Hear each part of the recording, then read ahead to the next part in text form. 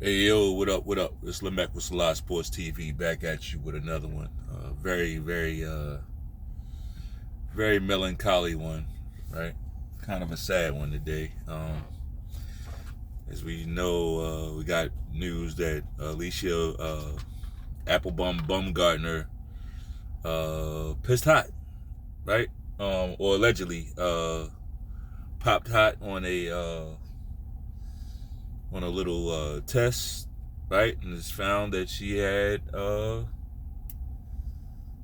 performance enhancing drugs in her system, right? Allegedly, allegedly. Uh, Very sad day here at Salah Sports TV. Um, we have come down with a pretty firm stance on how we feel about drug cheats, right? We don't respect them.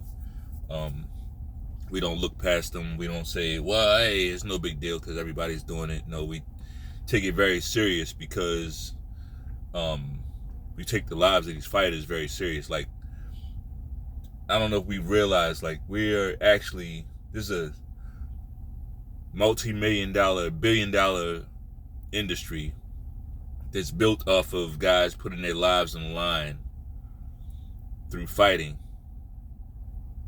for our entertainment, right? So yeah, it does need to be kept safe, right? It does need to be kept safe. I'm all for that.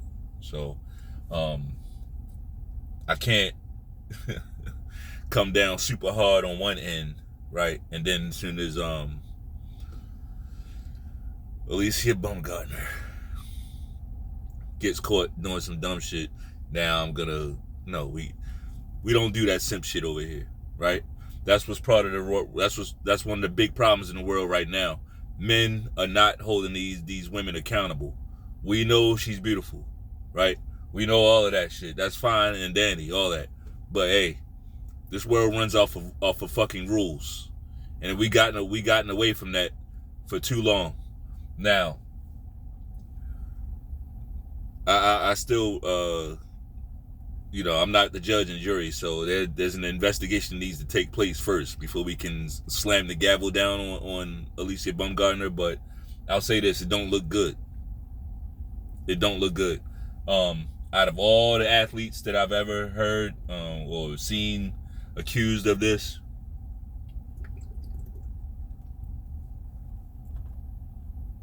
I can't think of any time, especially no time recently, but I can't think of any time where athletes said, "Yep, yeah, you caught me, you got me." I don't recall that. I don't recall ever hearing that, right? So, yeah, I did read her Alycia Baumgardner's statement. I read it. It was very compelling. It was very powerful. It was believable, right? But we got to go by official results, right? And if there's something going on nefarious, where there's a tainted sample, or we're starting to hear a lot of this shit now. Strangely, we're hearing this a lot, all in regards to matchroom fighters. Like, I'm not sure what's going on, but I put this on Eddie Hearn either way. And before just hear me out first, because it's probably not going to go the way you think.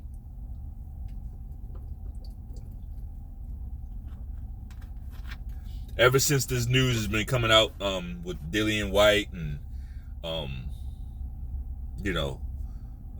Alycia Baumgardner, a lot of matchroom fighters, right? See a lot of people around boxing media taking this opportunity to point the finger at Eddie Hearn, right? Like Eddie Hearn, the boxing promoter, like he's the chemist. He's the one putting like Eddie Hearn is the guy that's putting the pre-workout drinks together. Like, get the like, that's not how it works. Like, Eddie Hearn is so high up the food chain, he has nothing to do with that. Nothing. Right? Now, you might be saying, well, shit, why the hell are you blaming? You just said you blame him too, Lamech. I do. I blame Eddie Hearn, but it's not for the same reasons you blame him. Um, when you're Eddie Hearn and you know that you're being targeted, your business is being targeted, your company is being targeted, right? Matchroom Promotion is being targeted. And it's not like a hidden, like it's out in the open. It's open warfare on Matchroom Boxing. Like when you know that that's the case, you gotta act like it. You gotta act like it. You gotta protect your fighters. And from what I see, Eddie he just seems really loosey goosey. You know, I like Eddie Hearn. I think he's the best promoter in boxing, but he's not perfect. There's a lot of shit that he could do better. You know, I think he's sometimes a little too loosey goosey. Now he got it right this time, but a few years ago, when the Big Baby Miller fight fell through, like I'm still like kind of ticked off about that. You don't go get Andy Ruiz to fill in. Like, are you fucking kidding me? You go get an Andy Ruiz, and that fucked up your fighter. That, like, Anthony Joshua ain't been the same since. Right? It's bad enough. That fight was in America. Like, no, you don't go get an Andy Ruiz. You gotta get some guy, some other guy that can just fill in real quick in America, right? You don't go get a guy like Andy Ruiz. Right? I know I'm going off on a tangent on some shit that happened like years ago. But in this instance, like when you know you're being targeted, you don't have your fighter just being handled by any old like this wasn't even VADA tests.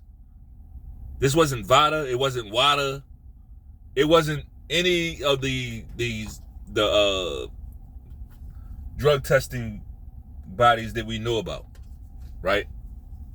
It wasn't any of the ones that we know about.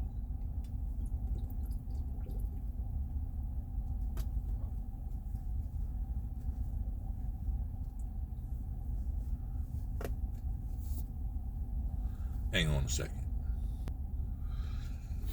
Yeah, like when you are under attack, when you're in war, you gotta act like you're in war. That means, like, you almost gotta protect your investment. You can't just have any old ragtag company handling your fighters like this. You know, maybe I'm pissing in the wind. Maybe there's nothing he can do about it. But I just don't see the effort to protect the fighters. Now, I'm saying all this to say, but here's the main thing with me. If you're cheating and you get caught, hey, that's good for boxing. I want more people to get caught. And if it turns out that all these fighters are cheating, hey, we got to flush the whole thing down the drain and fix it. You know, I need a clean sport. Right?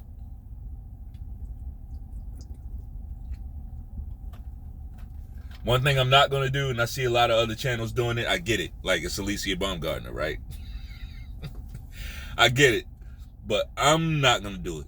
Like, I worked on, like, I purged all of that. I go by the spirit, right? See, when you can honestly say you live by spirit, you can't be a simp.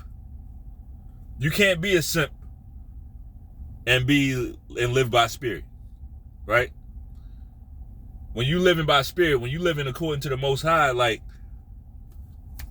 it don't matter how bad the woman is. Now, if you attracted to her, you attracted to her, of course. Like, but like just any woman that looks a certain way is not going to just have power over you. You got to be able to judge wisely, right? No matter what.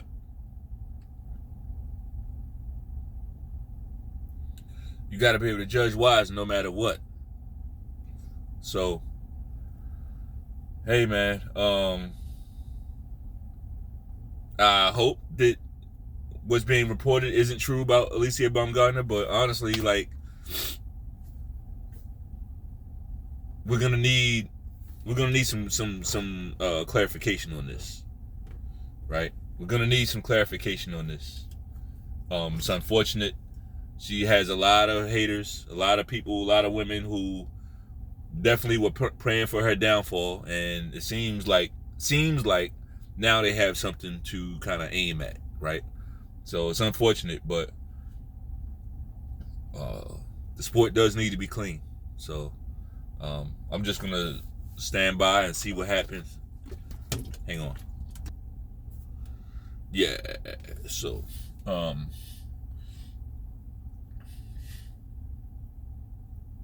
pretty unfortunate.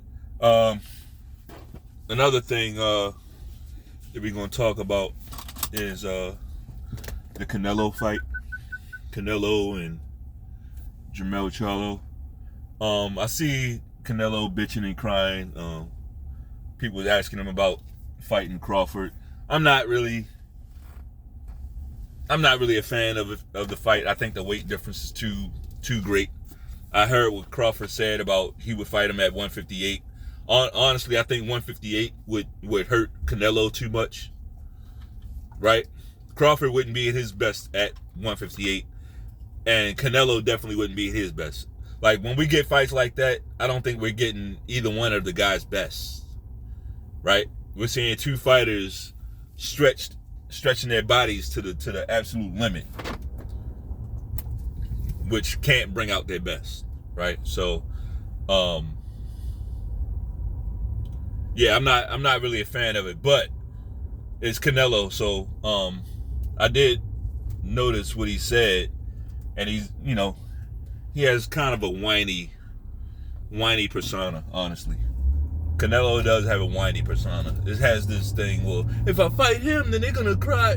He cares a lot about what people think, what people say about him, right? If I fight this guy, they're gonna say that this, and if they fight this guy, they're gonna say that. Yes, Bud just said the same thing about Tank Davis.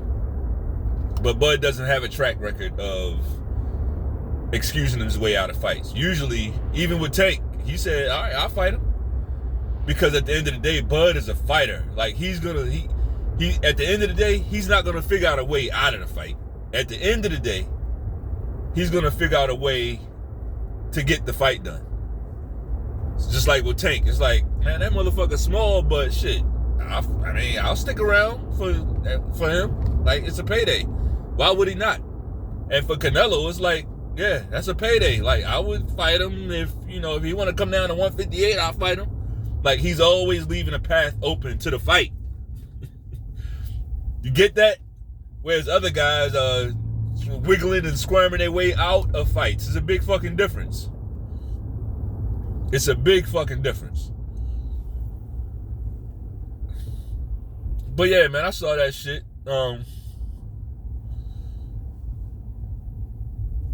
I saw that shit Canelo was saying.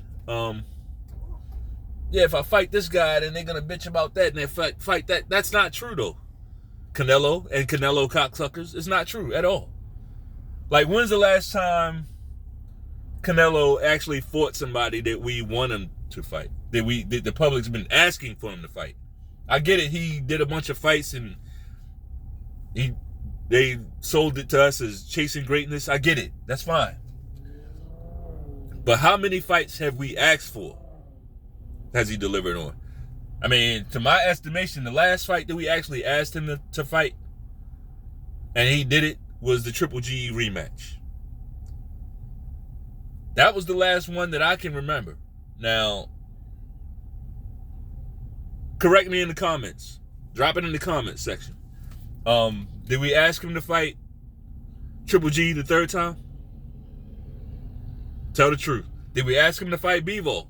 It was a good fight, and Bivol definitely did his thing, right? Surprised a lot of us. But did we ask for the fight? That's all I'm saying. Did we ask for that fight? No. Did we ask him to fight Caleb Plant, Billy Joe Saunders, Callum Smith. I get it. That's for the belt that he chose to go after. He chose to go after the super middleweight. But we didn't ask him for none of those fights were anything that the public was asking for. None of them. True or false? Tell me which one of those fights we were asking for. Right? Did we ask him to fight Danny Jacobs? And I keep seeing people saying, well, y'all said he don't fight no slick black fighters. But he fought Danny Jacobs. Like, that's how I know y'all don't know shit about boxing. Like, what part of Danny Jacobs is slick? Like, you're not boxing fans. What you are is, like, some type of, like, y'all are those typical left-leaning racist, right? Black don't mean slick. It's a lot of black fighters that ain't slick. Like, it ain't no part of Danny Jacobs that's slick. There's no part of Stephen Fulton that's slick. They're not slick. They are black. I'll give you that. You got it. You got the race right. But they ain't slick.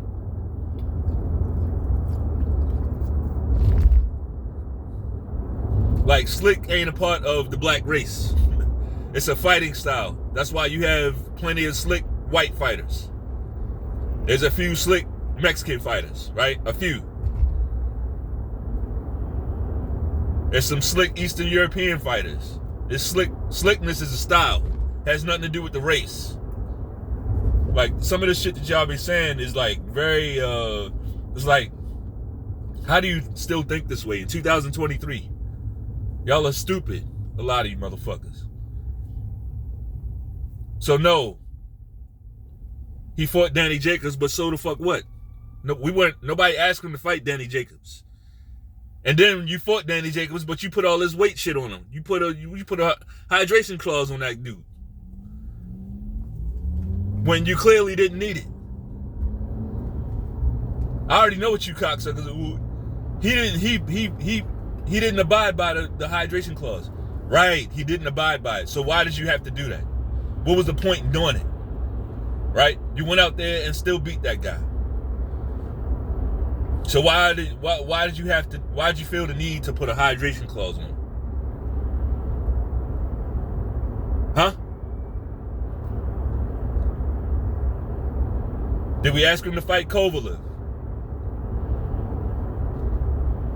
Right? We didn't ask him to fight Kovalev. And to be honest, yeah, I was one of them guys that was asking him to fight Jamal Charlo. But guess what? That was 2 years ago when Charlo was actually a boxer, when he was active. Right? For this guy, he waited until this motherfucker was inactive for 2 years. Over 2 years. He waited until he was inactive over 2 years. And then he called him out.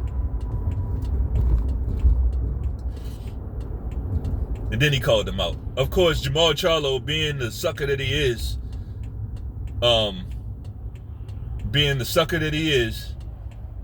he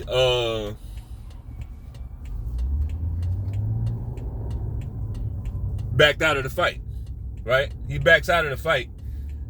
So normally, and it's Canelo, he does all this bitch, you're gonna bitch either way. This is why people gonna bitch either way, Canelo. I think you know this, but I'm just, since you want to play stupid, I'm gonna fill you in. When Jamal Charlo does that sucker shit and drops out of the fight, that was a plenty of opportunity for you, Canelo, to pick another super welterweight to fight. There's plenty of guys that we've been asking. See the theme?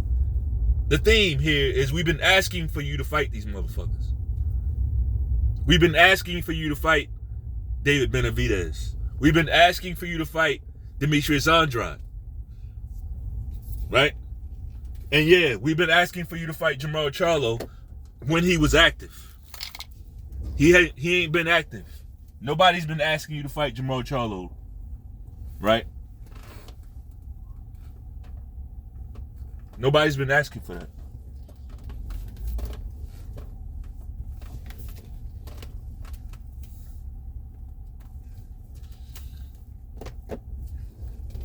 So it'd have been an awesome time for you to fight a Demetrius Andrade, a David Benavidez, right? Because Charlo wasn't available, right? Charlo wasn't available. So why would you not fight one of them other guys? But you didn't do that. You went 2 divisions south to pick Jermell Charlo, another fight that we weren't asking for. That's the facts. That's the facts. I don't let people slide like this. That's bullshit. That's bullshit. So it's not the fact that whoever you pick, it's that you keep picking these people that nobody cares if you fight them. Now, if you're just some guy, it really don't matter. But you claiming to be the face of boxing. Like, when you the face of boxing, like, you gotta deliver on some of these fights. Something that somebody asked for. But you don't do that. You cherry pick the fights that you want and sell it to us as chasing greatness. Nah, that don't work on me. That sleight of hand bullshit don't work on me. I saw what you did, motherfucker. That's all I got, though. If you like the video, jab off on that like button. Peace.